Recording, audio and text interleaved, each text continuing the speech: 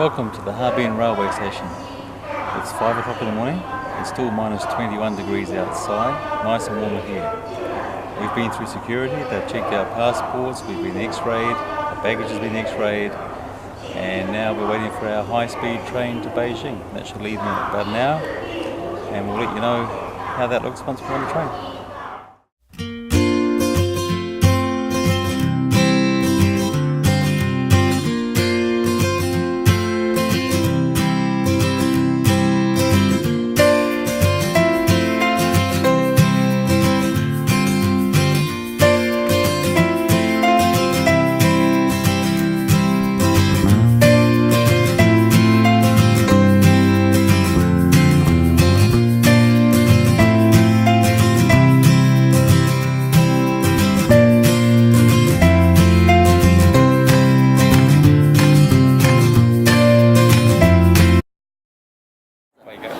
Hi folks, as you can see we're here in Beijing.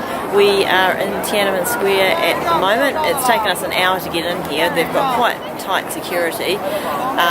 Even though it's a public place, you can't just walk into this. The best thing about Beijing so far has been the weather.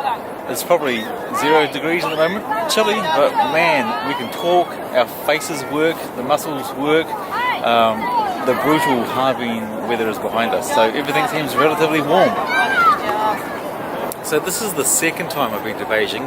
First time was 1988. That was the year before the Tiananmen protests.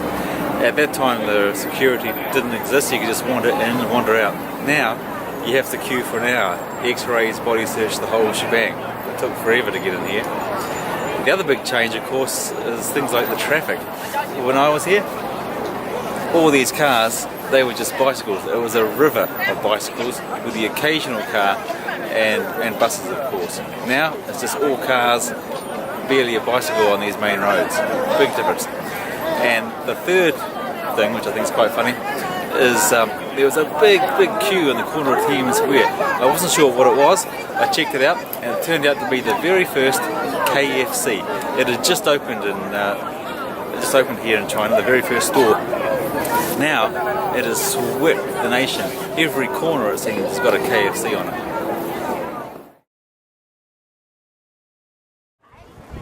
So we're here in the Forbidden City. It's 600 years old, it's been home to 24 emperors, it's incredibly impressive, and we're really lucky that it's actually not too busy today, so we're able to have a really good look around.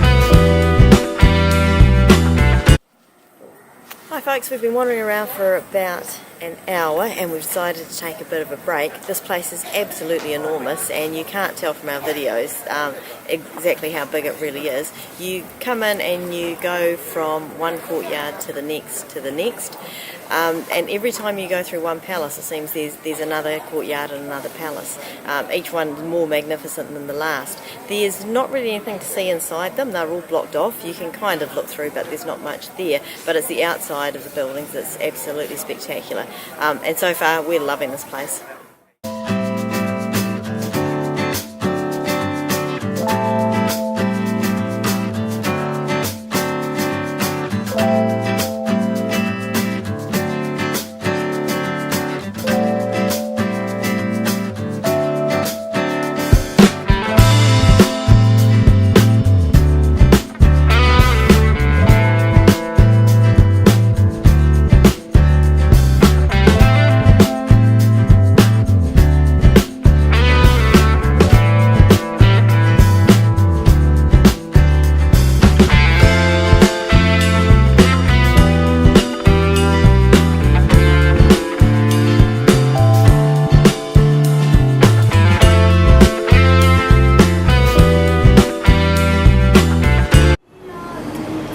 So we've had a bit of an adventure getting out of the Forbidden City. It was pretty straightforward getting in there, but we had the hour security check at Tiananmen Square, and then it was pretty straightforward into Forbidden City after that. But it took us about 5 goes to find the exit from the Forbidden City, and then we managed to find ourselves back into the Tiananmen Square vortex of security. So no matter which exit we tried to get out of, we came across these security checks and these huge lines. So eventually we thought, right, we'll actually try and take the subway to find our way back to our hotel. So we're not far from there now, and we found somewhere to eat, and we are so relieved because we've been on our feet for about 6 hours and they're really sore.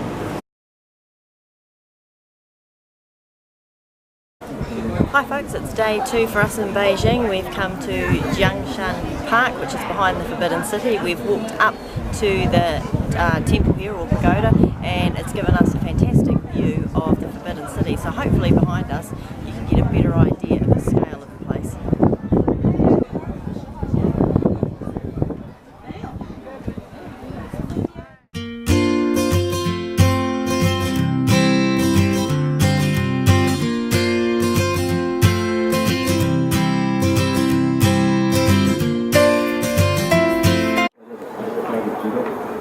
Now we've had a few problems in the last day or two, and that is Renee. She disappears. She scurries away with her camera, nowhere to be found. Now it would be a shame to leave her behind, but I've come up with a cunning plan, and I've actually learnt it. I've learnt it from the local people here. They've got this brilliant system, and I'm sure I won't lose Renee. I happen to have one of these, so I'm going to walk along with this, and Renee, you're going to follow behind wherever I go. Well, I can tell you now, there's no way I'm walking behind that flag. Well, would you rather walk behind an Australian one? I've seen some American ones, some Union Jacks, and a few other ones. Would you rather do that? I think I'll walk by myself, thanks.